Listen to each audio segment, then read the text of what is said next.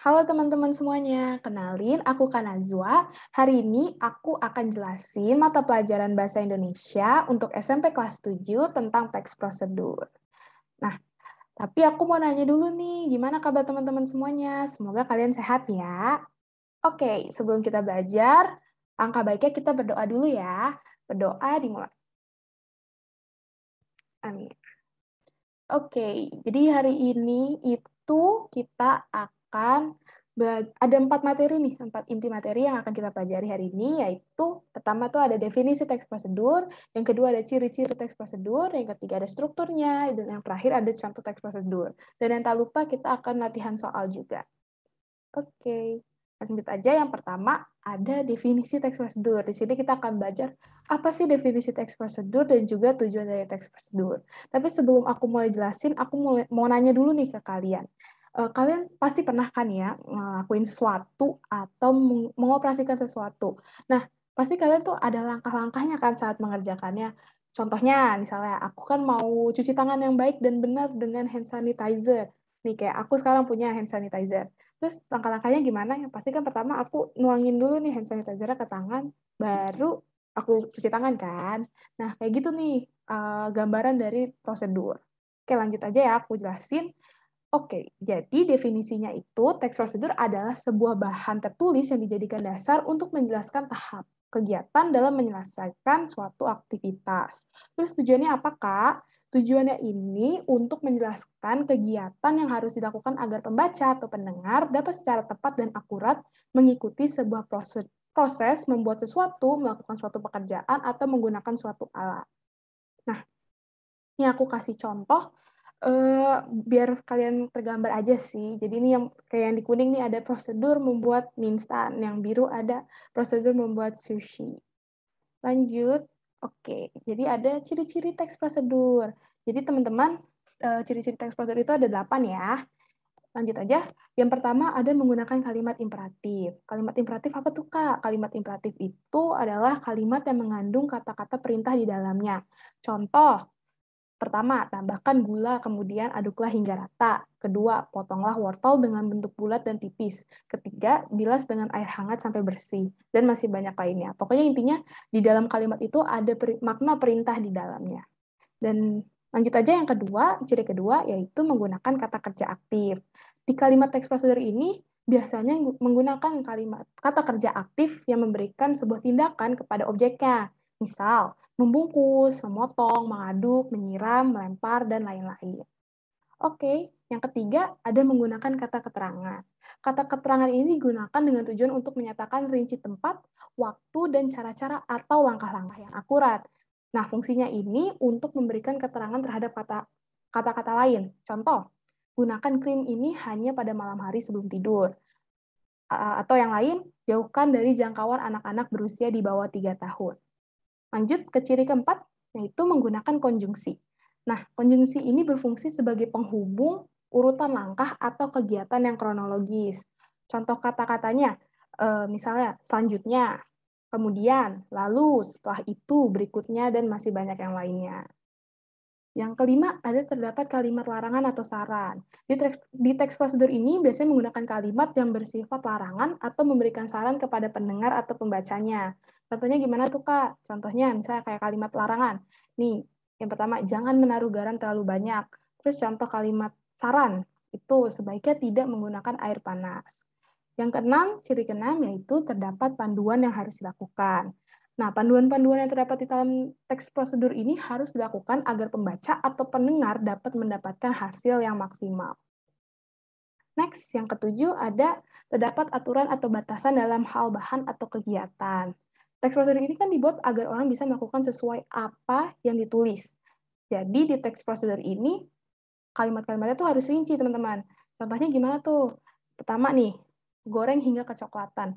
Berarti kan ada batasannya ya, gorengnya sampai kecoklatan aja.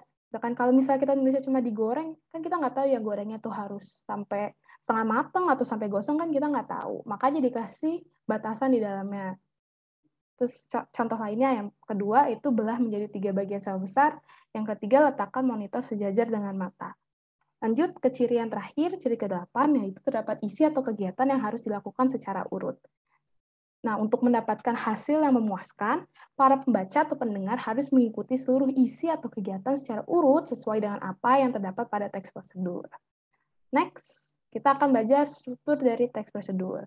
Ya, jadi itu di teks prosedur strukturnya sebenarnya ada 4, teman-teman. Yang pertama, itu ada tujuan. Di tujuan ini berisi penjelasan terkait tujuan dalam penyusunan teks prosedur dan bisa juga menginformasikan hasil akhir yang akan dicapai. Yang kedua, ada alat atau bahan. Ini jelas banget ya, berarti di bagian ini berisi tentang informasi alat atau bahan yang dibutuhkan dalam pelaksanaan kegiatan. Lanjut, yang ketiga ada langkah. Ini udah jelas juga, pasti di bagian ini isinya langkah-langkah atau proses yang harus dilakukan demi mendapatkan hasil maksimal sesuai dengan tujuan dari teks prosedur. Nah, langkah-langkah ini harus dibuat secara berurutan, susunannya harus logis juga, sistematis, dan harus mudah dipahami oleh para pembaca. Yang terakhir, itu adalah bagian penutup. Di bagian ini menjelaskan tentang simpulan, harapan, dan manfaat dari suatu prosedur yang telah dilakukan. Tapi teman-teman, di bagian penutup ini sifatnya opsional ya, jadi boleh ada ataupun enggak di teks prosedur. Oke, lanjut. Contoh teks prosedur. Aku akan nunjukin nih teman-teman contoh teks prosedur kayak gimana, dan karena tadi kita juga udah belajar struktur dari teks prosedur, aku pengen kalian latihan untuk menganalisis struktur yang ada di contoh teks prosedur yang aku berikan. Oke, ini aku kasih contoh teks prosedurnya yaitu prosedur cara membuat bubur Manado. Ini bisa kalian baca ya. Ini mungkin bisa kalian pause dulu videonya, terus kalian latihan analisis struktur yang ada di dalam teks prosedur cara membuat bubur Manado. Oke, jadi struktur yang ada di teks prosedur cara membuat bubur Manado itu, yang pertama nih, bagian pertama ada ini, di bagian sini. Wah, ini udah jelas banget ya. Kalau kalian baca dan kalian pahami, ini tuh mengandung makna tujuan akhir dari teks prosedur ini yaitu membuat bubur Manado. Terus lanjut. Ini udah jelas juga ya, ada tulisannya ya teman-teman. Ini ada bagian dari alat atau bahan gitu. Walaupun di sini nggak ada alatnya, tapi ini tetap masuk ke bagian alat atau bahan ya. Terus, lanjut nih sama ada tulisannya juga. Ini itu bagian langkah. Ini ada 3 langkah ya berarti membuat bubur Manado. Terus yang terakhir itu ada penutup. Di bagian penutup ini nih kalau kalian pahami, kalian cerna dari kalimatnya, itu berisi simpulan dari teks prosedur ini, yaitu simpulannya itu membuat bubur Manado itu mudah, murah, dan sekaligus juga sehat. Oke, kita udah latihan ya menganalisis strukturnya. Nah, kita akan latihan lagi, itu membuat teks prosedur. Kalian bisa membuat teks prosedur, membuat atau melakukan sesuatu dari barang atau kegiatan di sekitar kalian. Bebas, apaan aja. Kayak misalnya tadi, boleh kayak aku tadi misalnya cara mencuci tangan dengan baik dan benar, atau misalnya cara menggosok gigi dengan baik dan benar, itu boleh juga. Atau misalnya, Kak, aku pengen teks prosedur cara membuat telur goreng atau nasi goreng, boleh banget. Terserah kalian apa aja kegiatannya. Oke, jadi kita kan udah belajar ya, definisi teks prosedur itu apa, terus tujuannya, terus ada 8 ciri-ciri dari teks prosedur, terus 4 struktur, terus aku udah nunjukin juga contohnya kayak gimana, terus kita udah nganalisis bareng-bareng juga, terus kita udah latihan buat teks prosedur juga secara sederhana. Nah, mungkin dari kalian ada yang ingin ditanyakan, bisa banget kalau misalnya ada yang ingin ditanyakan, langsung aja tanya ke kakak-kakak pengajarnya. Oke, lanjut ke latihan soal. Soalnya sama kayak biasa, ada 5. Itu yang pertama, sebutkan 5 ciri-ciri teks prosedur. Soal kedua, sebutkan struktur teks prosedur dengan urutan yang benar. Harus urut ya, teman-teman. Yang ketiga, ada perhatikan potongan teks berikut nih. Ada potongan teks nih. Nah, kalian bisa baca, menurut kalian ini struktur teks prosedur bagian apa sih potongan teks ini? Oke, lanjut. Ke soal nomor 4, ada potongan teks juga. Dari 5 kalimat yang ada di sini, menurut kalian kalimat saran itu ada di nomor berapa? Dan yang terakhir, apa sih tujuan dari teks prosedur? Gampang ya teman-teman ya, pasti kalian bisa lah, karena ini semua ada di materi yang udah aku jelasin tadi. Oke, kita udah belajar. Udah selesai nih belajarnya, yeay. Terima kasih buat teman-teman semua yang udah dengerin video ini sampai akhir. Kalau misalnya ada yang ingin ditanyakan, bisa langsung tanyain aja ke kakak-kakak pengajarnya. Sekian aja dari aku, terima kasih. Kurang lebihnya mohon maaf. Sampai jumpa di pertemuan selanjutnya. Bye.